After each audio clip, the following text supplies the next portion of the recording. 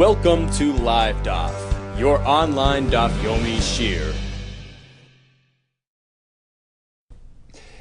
Shalom Aleichem and welcome back to today's DAF Hayomi KIDDUSHIN DAF Chav Zayin. We are holding at the fifth line off the top of the Amud Tashma, and we are right in the middle of a sugya called Kinyan Agav, bundling, packaging.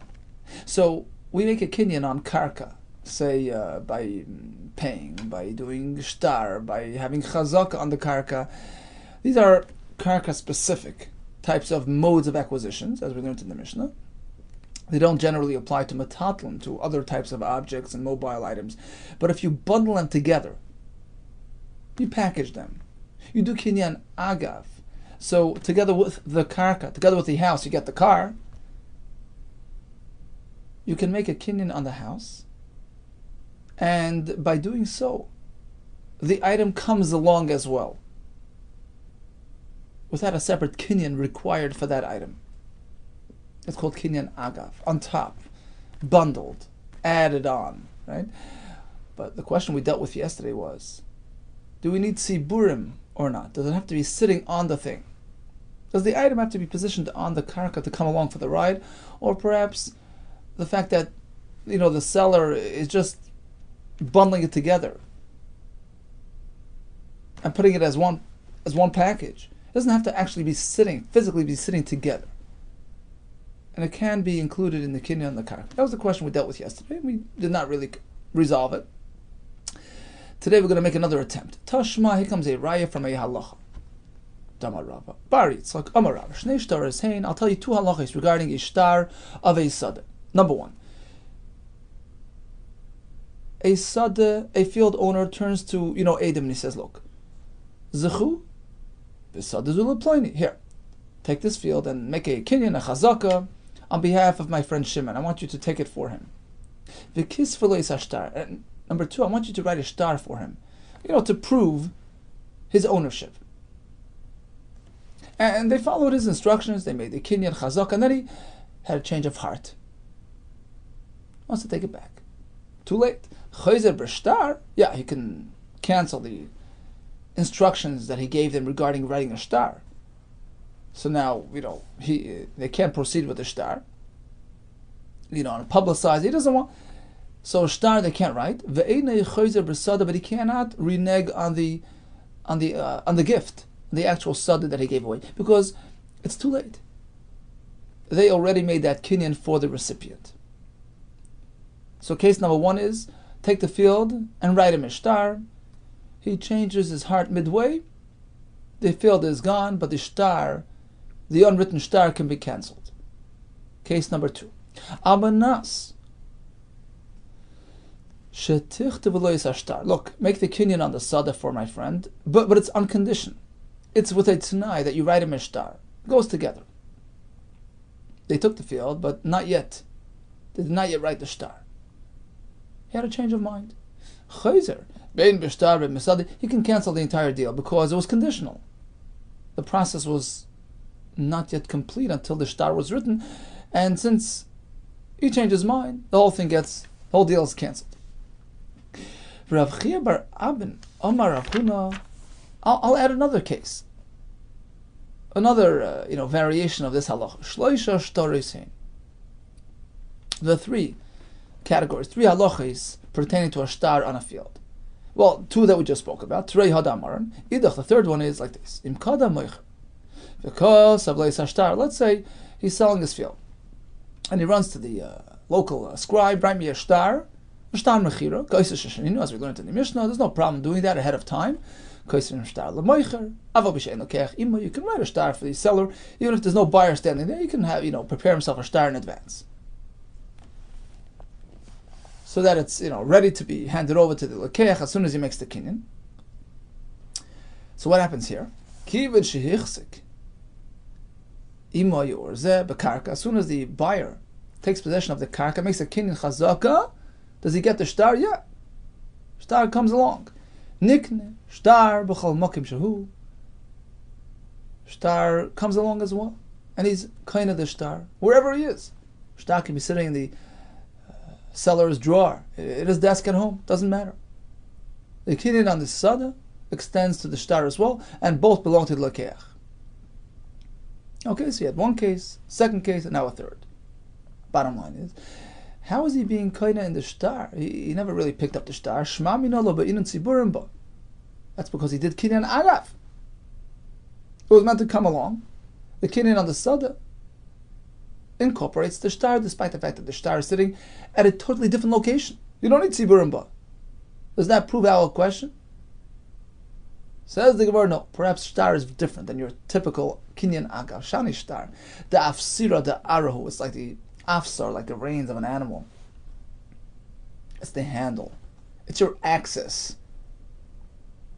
It's your proof of ownership. It establishes your possession of the karka. So it's integrated with the karka. It's like part and parcel of the karka. It's the legal side of your ownership. So bottom line is, it's very much part of the karka, therefore comes along despite the fact that it's not sitting here. It's as though it's sitting here. But your typical kinyan agav, which entails, two random, elements, a karka here and a kar there, there's no direct relationship between the two items. Perhaps for kinyan agav to be effective, the metalton must sit on the karka. 1 second, says the Gemara. How could you differentiate? V'halach katani. But Rav Chia bar Avin, who told us this halacha with the shtar coming along, he added a twist. He says, well, that's the Mishnah. Zuhi sheshaninu, exactly like we learned in our Mishnah about kinyan agav. Nechasem she'elem achrais, right? Mobile things. Niknin im nechasem she'elem achrais come along with the kinyan on the secure items, on the karka, b'kesef, b'shtar, b'chazaka, by way of doing a kinyan on the karka. The other item comes along, and he doesn't seem to point out any differences between whether it's this type of item or the shtar. Makes no difference. Shema mino, that proves our point. Loi b'inon tziburim ba shema mino, that for kinyan agav to work, to incorporate the other item, it can be sitting anywhere, as long as the seller and the buyer, the individuals involved in this transaction have intended to include that item as well. Okay, so that's resolved. Next question. Iboilu. Mi ba'inan agav oiloi. Do you have to actually stipulate the word agav? Do I have to tell you that the method of kinyan that we are using now is kinyan agav, or is that not needed? Ba'inan agav oiloi. Tashma. We have a right. The Ktanikol Hani. We have so many different brises we discussed yesterday, different examples of kinyan agav, like tani agav. There's never a mention of the word agav. It's not necessary. Well, according to your way of thinking, I have another question. Knimi ktani. Where does the Mishnah the brises even mention that? The word kni, be kind of this, be kind of that. It doesn't mention that either. Ella ad amar kni. Oh, so apparently, it's understood that he's saying it the way he's supposed to. Look, be kind of the karka together with the metalton. You have to say kni, even though the bryce doesn't stipulate it. Agav. Same thing with our question, perhaps, although there's no mention of agav in the bryce, but of course it's needed. And that's the conclusion. So what's the halacha l'maisa? Tzuburim le'bina. We don't need the item to be sitting on the karka to come along with kinyan agav, but agav, you must say agav. Ukni, you have to say clearly. You're giving it for you to be kaina, but and those are needed. Iboilu, here comes another question posed by the Bnei HaYeshiva. You want to use kinyan agav, but the karka is going to one person, and the karka is being sold, and the metalton he was giving as a bonus, as a gift. So you're giving it to the same person, but it's sort of two transactions in one. Can you bundle those together and employ agav? Iboilu, sada b'mecher, you're selling the field.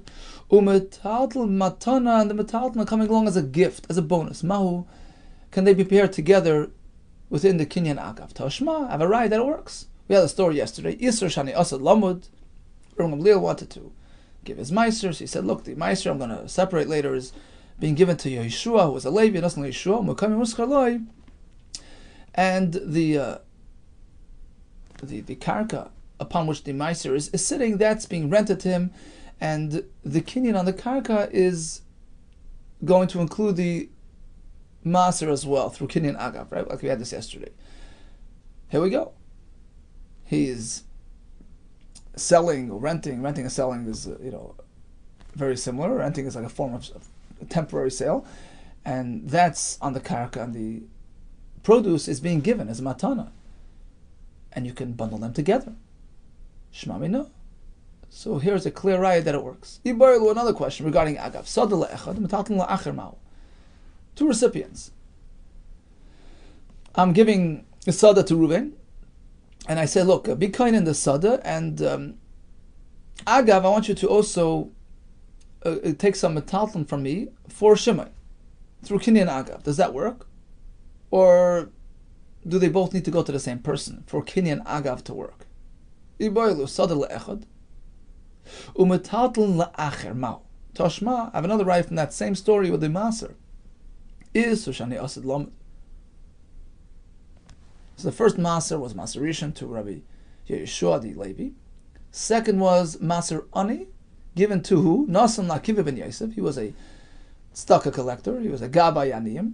Kadei is Yiska Boilani, is Zaka Boilani, or Yiska Boilani, he should be Zaycha for the Aniyim. And I'm also sort of renting him the place beneath the maser, and then it's bundled together as a kinyan agav. Question. There are two recipients. The rental is to Rabbi Akiva ben Yosef, and the actual material is for the Aniyim. So you see it works? No, my muskar maser.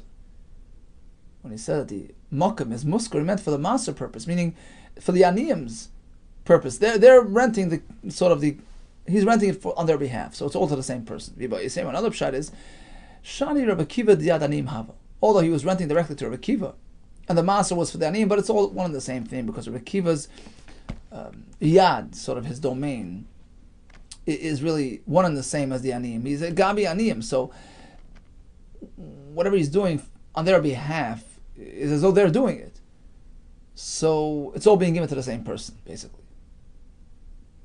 Okay, so bottom line is, we can make a kinyan chazaka on karka, and together with that we are kinyan metaltlin. It doesn't need to be sitting on the karka, but you do have to explain yourself. Be zoicha, be kaina, you have to explain that it's agav. One can be mecher, one can be matana. And regarding two recipients, we haven't really concluded. Amar Rava, here's another condition. Lo yishanu al shanasan to make kulan. When do we say that metaltlin are nikne through the chazaka of the kark? That's only when he paid in full. Right? He paid for the everything. Because if he didn't pay, he didn't pay in full, so the fellow had no kavana to give him everything with the karka. So it only works if he fully paid for the karka and the metaltlin. Then we say it's all bundled together, and the intention is be kinda everything through the chazak of the karka. But he didn't pay in full, then he's only kinda in as much as he paid. Tanika was say the Rava. I have a raya to Rava's concept from the following price. We compare the power of money to the power of shtar, to the power of chazaka, in terms of the acquisition power of kinyanim. Kesef stands higher than shtar. And in a way, shtar stands higher than kesef. How? Kesef has an advantage over shtar. Shakesef poitin by hegdeshis, and maser sheni can be used to redeem hegdesh property and maser sheni. Mashenkim b'shtar, you can't do it with a shtar. The pasuk says v'nasam hakesef v'kamloi, and by maser sheni it says v'tzarta hakesef needs to have a tzura, it has to be a coin. So kesef has one up over mas, over a shtar. V'yav v'koich shtar, and shtar has an advantage over kesef. Shtar moiti bas Yisrael. A document affects a divorce. Kesef as opposed to money. Now we're going to pair up kesef and shtar and team up against chazaka. They're better than chazaka in the following realm. And in a different realm, chazaka is stronger than both of them. In which way are kesef and shtar advantageous over chazaka? Kesef and shtar can be used to buy an eved ivri. Chazaka doesn't work by an eved ivri. On the flip side, chazaka has an advantage. Chazaka, when it comes to chazaka, we say like this: Mochar loy eser sodes, eser medinos. Imagine Reuven sells 10 fields in totally dispersed locations. Okay? One field here, one field there. But he's selling them all at once to one recipient. Does that lekeach need to make a separate chazaka, one per field? No. One chazaka on one field sort of drags everything along with it, because he made a chazaka on, on the karka, on the earth, and ultimately everything's connected down there. So it's considered a chazaka on everything, and he's kind of all 10 fields, despite the fact that they're located in totally different locations. Once he does a chazaka on field A, kanam kulam, everything comes along. He's kind of everything, and this is unique to chazaka. Suppose, let's say you have to, you have to make a kinyan kesef, right? And you only, pay for one field. You only kinyan that field. But over here, let's say it wouldn't be in the case of a mechira, where the Gemara soon says he actually has to pay for it. Pay for all 10. Let's say it's a matana, Taisa says. It's giving him a gift. So there's no money involved. Chazaka on one field incorporates everything. Okay, so that's an advantage that chazaka has over other forms of kinyan. But now the Gemara continues that actually when it comes to a sale, if you want the chazaka on field A to give you everything, to incorporate all 10 fields, you have to have paid. There had to have been money transferred, money given for all the fields. Otherwise, he doesn't really want to include everything. But when do we say that the chazaka of this field makes a kinyan on all 10 fields? That's when he paid him for all 10 fields. But if he didn't pay for all of them, then he only gets in as much as he paid. So let's see Rashi on top. When do we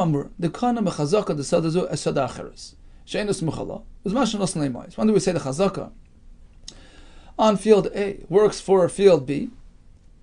When he paid for it. Otherwise not. So that's right to Rava's concept regarding kinyan agav. Rava was speaking about making a kinyan on a sada and having the metatlan come along through kinyan agav. That's only if he paid for everything. Then we assume that the moicher is willing to bundle it together. Umatatlan haniknim makarka. That's comparable to the case of the separate fields. So we're comparing the halachas, just like in this case. We only include items that were paid for. Likewise, in kinyan agav, the same idea applies. So that's the Gemara. The fact that we just mentioned the kinyan on one field working for the others is a raya to Shmuel, who told us the same halacha. So this brisa is Messiah li Shmuel, supports Shmuel's halacha. Damar Shmuel, ma'achalai eser sades, eser medinas.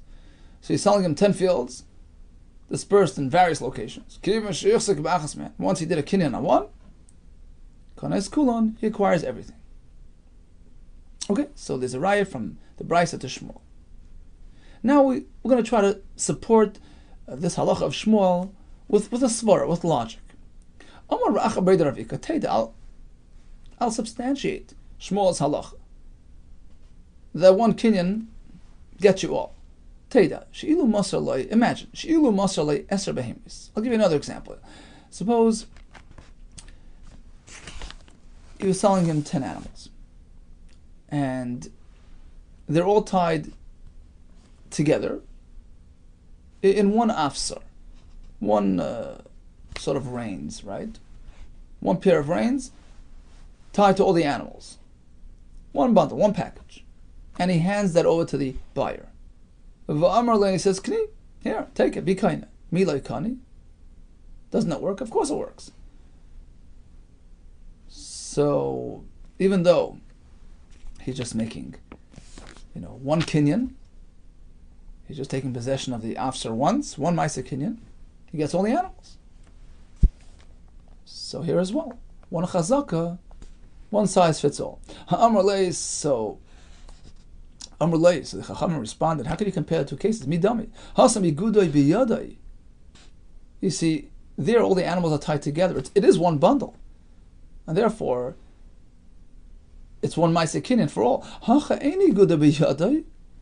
as opposed to the fields, they're not tied together. He's not holding them all as one. They're separate properties. How can you compare the two things? Ikad Amri. So actually, there was another version of this story where Rav Acha was coming to negate, to challenge Shmuel's halacha with the fields. Ikad Amri Amar Rav Acha Breda Rav Ika Teda. I'll disprove Shmuel's halacha. Teda the loikon, it doesn't work. One chazaka and one field cannot affect the others. Look, I'll bring you a similar case with animals, where it's clear that it doesn't work. Ilu masalei eser behemis ba'afser echad. Suppose he gives him 10 animals with one handle. V'amrli tells him zukni. He says, I want you to be kind of, this specific animal right here, one of the 10. Mikani, do you think he's kind of all of them? No, because they're separate, and he specified. So here as well, Rashi explains, these are separate fields. So kinyan on one cannot help the other. So logic would dictate that it doesn't work. And to that, the Gemara responds, no, not necessarily. You can't compare two cases. Mi dami, how do you compare hasam gufim muchlakim? They're separate animals. So when he said zu, he meant this and not that. Hacha sadna da'arachadu. But over here, when he sells them 10 fields, although on the surface they look like 10 separate entities, but downstairs in the depth of the earth, they're really connected. Rashi says sadna is trunk, like a glob, maybe he means trunk. Basically, it has one base, one root. It's really one entity. The entire earth is connected. So it's sitting on the same base and tied together. And therefore, it makes sense that